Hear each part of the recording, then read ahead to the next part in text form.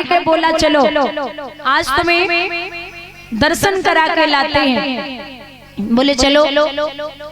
तो साहबजादे ने गाड़ी जैसे ही चलाना शुरू की, फुल स्पीड में बढ़ते जा रहे हैं। बीवी रोक रही है, अरे महाराज चलाना नहीं आता, आपको अभी गाड़ी मिली है, धीरे से चलिए, आराम से चलिए। वो नहीं माने, क्योंकि खुद के पैसों से तो खरीदी नहीं थी, मान कैसे जाएं। बड़ी स्पीड में आगे मंदिर था, मंदिर में प्रसाद बट रहा था। महाराज एक विकलांग भिखारी प्रसाद लेने के लिए बैसाखियों को लेकर, बैसाखी लगी हुई और जा रहा है, रोड क्रॉस कर रहा है। अब वो पत्नी चिल्ला रही, महाराज आगे भिखारी है, देखना महाराज आगे कोई आ रहा है, आप चोट लग जाएगी, आप आराम से चलाइए। वो नहीं माने, जब तक ब्रेक पे पैर रखा महाराज, गाड़ी बांध तक पहुंची है, तब तक घसीट घसीट के बिल्कुल थोड़ी सी जगह बची, भिखारी के चोट लगने से बची। अब भिखारी के चोट लगने से बची वो तो छोड़ो, साहब बाहर उतरे, खिड़की लगाई तेज और भिखारी से बोले, क्यों रे लंगड़ा है? वो तो है, तू अंधा भी है क्या? दिखाई नहीं देता सामने से गाड़ी आ रही है? पत्नी ने भिखारी के हाथ जोड़े, भैया आप जाइए, और जेब से 100 रुपए निकाले और भिखारी को पकड़ा दिए।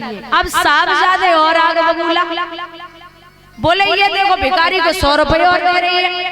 बोले पैसे क्यों दिए? तुम जैसे लोगों ने भिखारियों की ज्यादा आदत खराब कर रखी है। पत्नी ने जवाब दिया, महाराज ये तो पेट पालने के लिए भीख मांग रहे हैं और इसके हाथ पैर नहीं है, ये इसलिए भीख मांग रहा है। ये रोड के भिखारी और तुम मंडप के नीचे बैठने वाले भिखारी हो, क्योंकि ये रोड पे खड़े होके भीख मांगते हो, तुम जैसे लोग मंडप के नीचे बैठ के भीख मांगते हो, तो भिखारी तो बराबर ही हो। ये 150 रुपए की भीख मांगते हो, तुम सीधे 1 लाख 2 लाख 10 लाख की भीख मांगते हो, तो भिखारी और भिखारी तो बराबर ही होते। कहते हैं महाराज कि इंसान को कभी भी बेटियां घर में जब पैदा होती है ना, तभी पता चलता है कि बेटियों को पालने की ताकत कहां से आती है। उस पिता से आप पूछो जाके, जो 20 साल के कलेजे के टुकड़े को लेकर के वो किसी और के हाथ में थमा देता है। आप किसी से एक पेन मांगना, वो पेन देने में हिचकिचाएगा, और यहाँ तक तो बाप अपनी बेटी को दूसरे के हाथों पकड़ा देता है।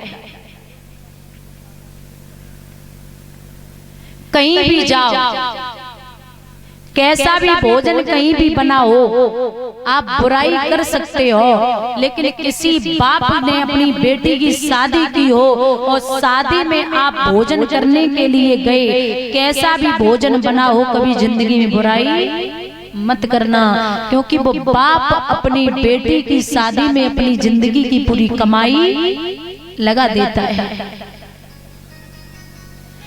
ओस की बूंद सी होती है बेटियां, दामन दिल धाम हो तो रोती है बेटियां।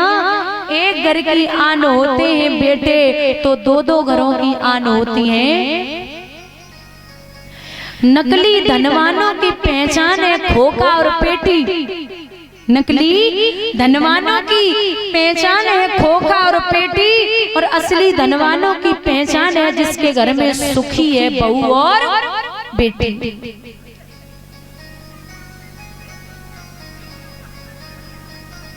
महाराज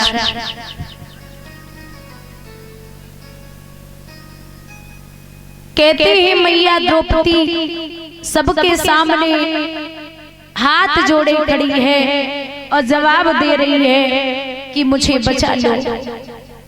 कोई नहीं बोल रहा।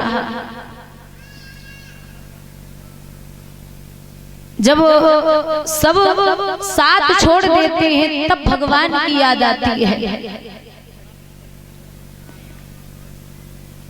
आज मैया आवाज लगा रही है कृष्ण को कि हे गोविंद,